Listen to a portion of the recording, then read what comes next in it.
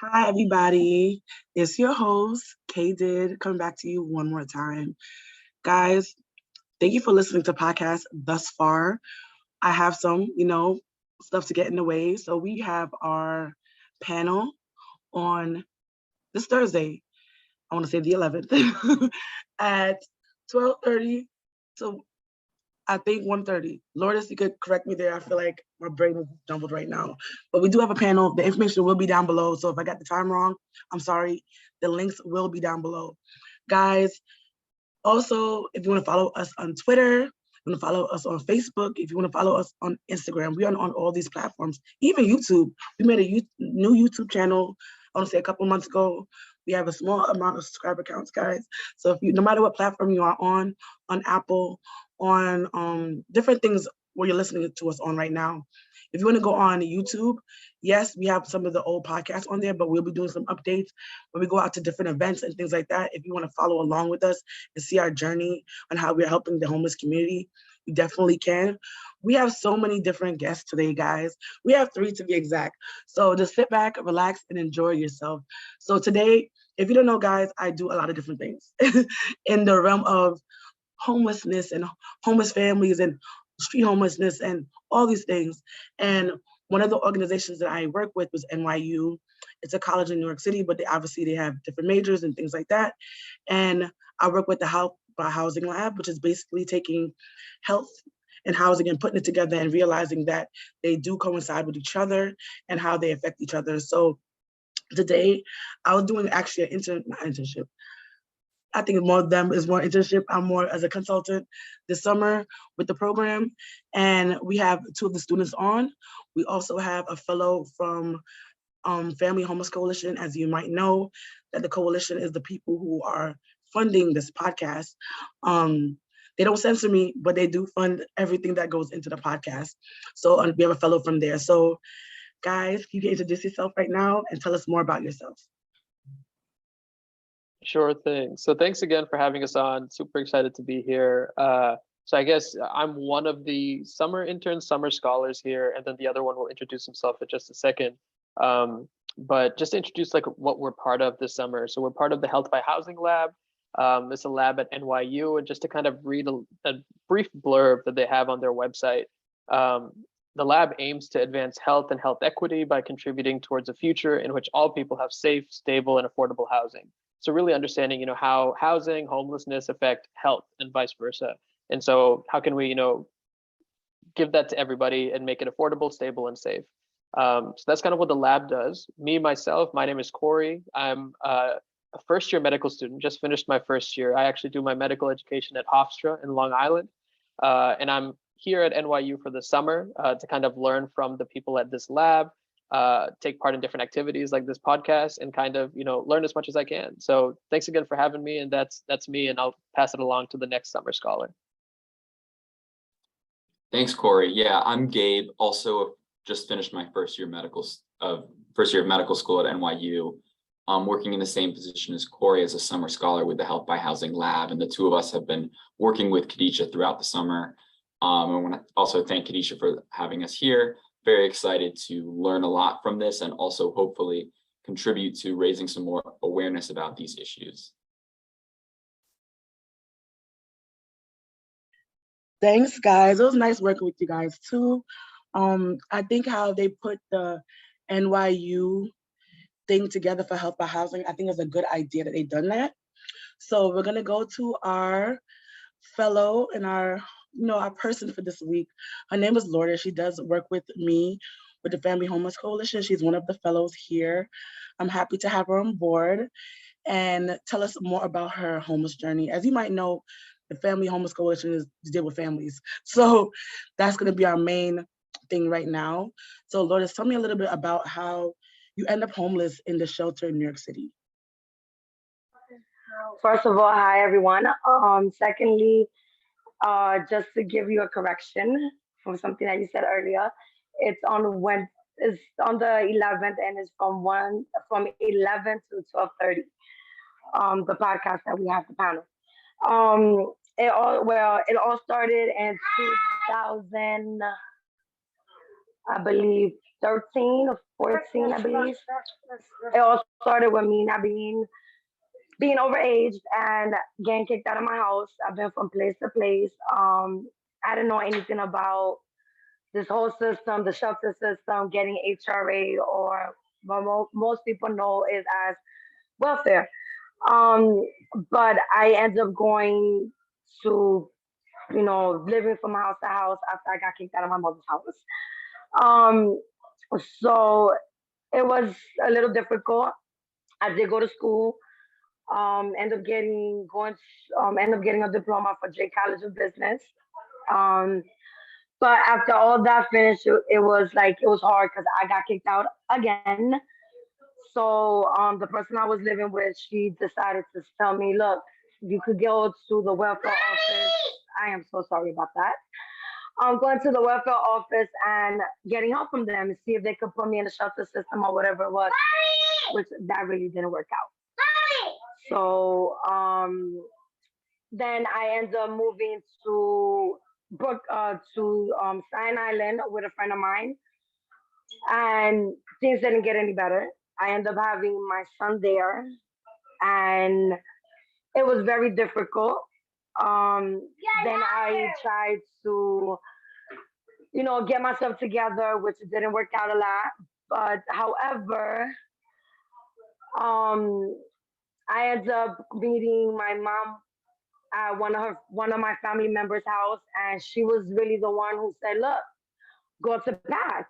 You know, it might not be something you want to do, but right now you don't have nowhere to go because the last place you was in, they're kicking you out because the guy that I was renting from, he had to move out because I'm not sure what was going on with the landlord, but I got kicked out of there again.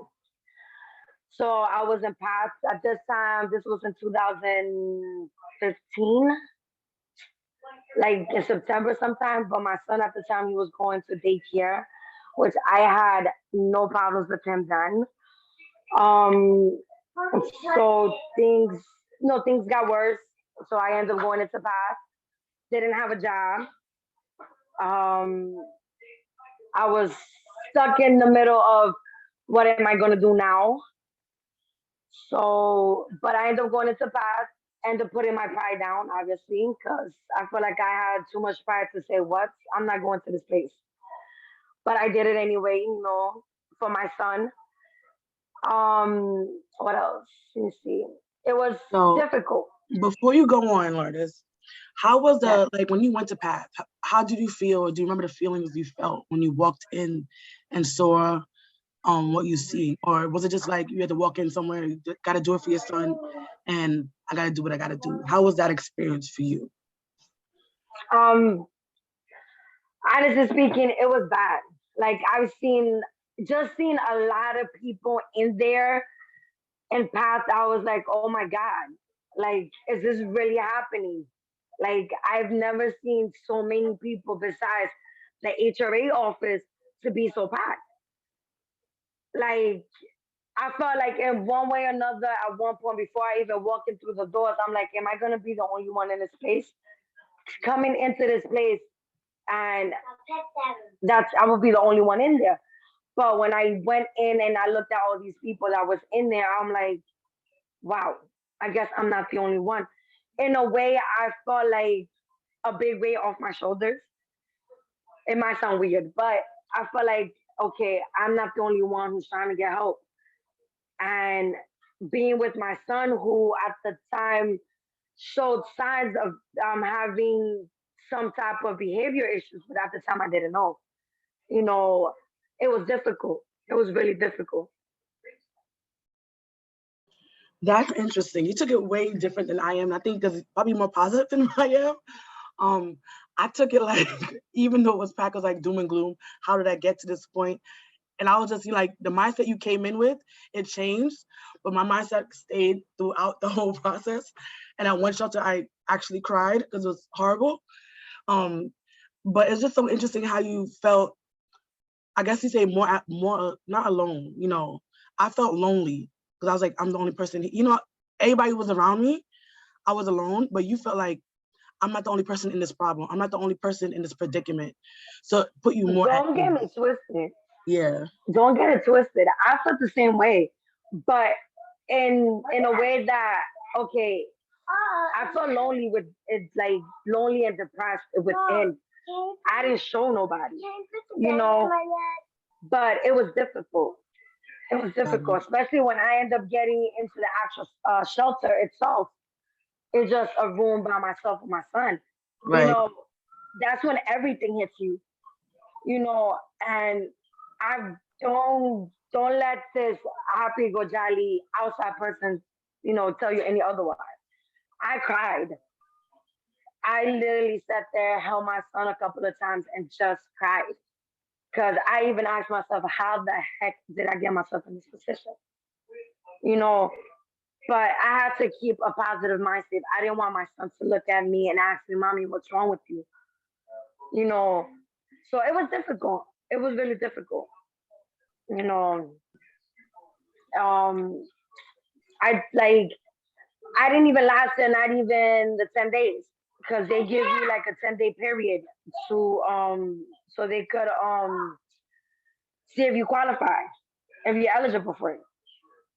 I had to go back to PATH after 5 days, and that was even more difficult because at the time my son was actually going to daycare, and this was all the way in Brooklyn. I was all the way in Queens by LaGuardia Airport, and that was even hard until the lady that took care of him told me like, look, if you can't come all the way over here, don't worry about it.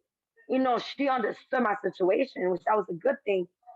But I didn't want my son to miss out either. Like he was actually learning. So I'm like, I had a hard time, you know.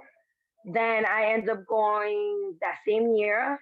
I ended up going to um to the Bronx, and there I actually stayed there.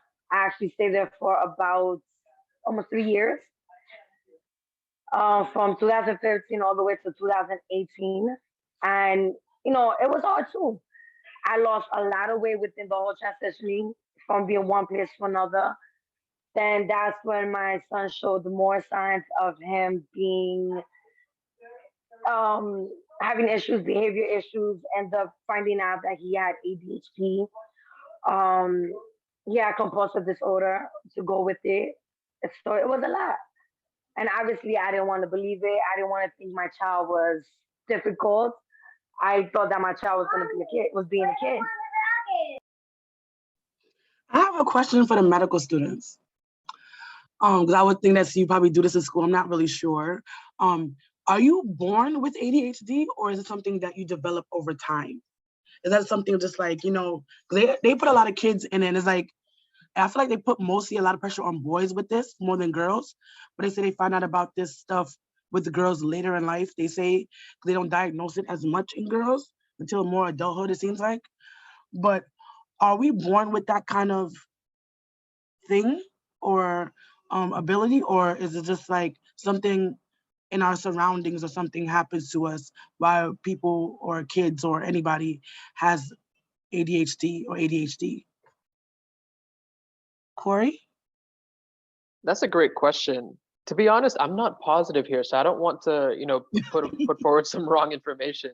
My guess is that for a lot of these things, people usually say it's some balance of nature and nurture in terms of like maybe there's a genetic component, maybe there isn't, maybe there's a component that's environmental, maybe there isn't. So it's kind of like the default answer, since I'm not an expert in this by any means. But if I were to guess, I would say maybe a combination of both. But again, I haven't studied this specifically, so I'm not sure. I don't know if Gabe has any further insight, but I'm guessing this is also a topic of research as well, where people might not be 100% certain. Got it.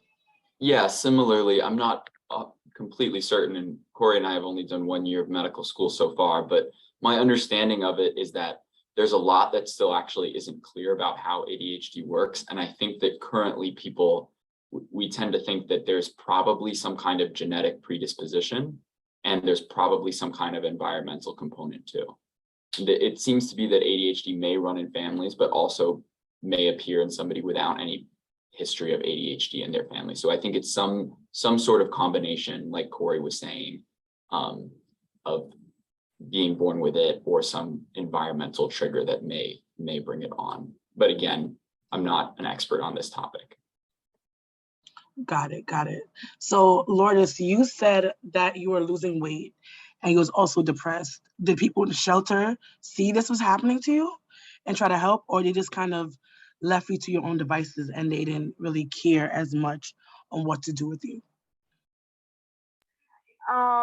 They noticed that I was losing weight, but like you in the shelter system, like who really cares? You know, everybody is doing their own thing. Everybody was, you know, minding their own business, even though you would say hi and bye to certain people and you got cool with them, with some of them, but they really didn't care. They would just act like they would show interest, like, yo, what's wrong with you? Are you okay? You know, you could talk to me if you want to. But I've learned the hard way that not everybody is there for you. You know, is looking for your best interest. So I just literally kept to myself and, you know, did what I had to do. You know, I tried, you know, getting out the house and seeing different faces, even though it was not the same neighborhood. But I would try to get out the house, trying to get myself out that mind state. Like, you can't do this. You can't be like this. You know, you're starting to look like really bad, and this is not you.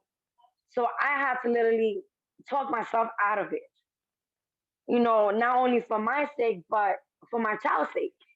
You know, and it was difficult. It was really difficult, especially when I had to switch him from the daycare in Brooklyn, where he was going to a daycare in the Bronx. You know, and that got even worse. Like, that's when everything started hitting the fan. He was throwing things, and it got bad. It got really bad for me. Like, I didn't know what to do. I didn't know if it was to give up or to, you know, keep pushing forward. Because, like I said, at the time, I didn't know he had issue. I didn't know he was facing his own little demons within him at the time.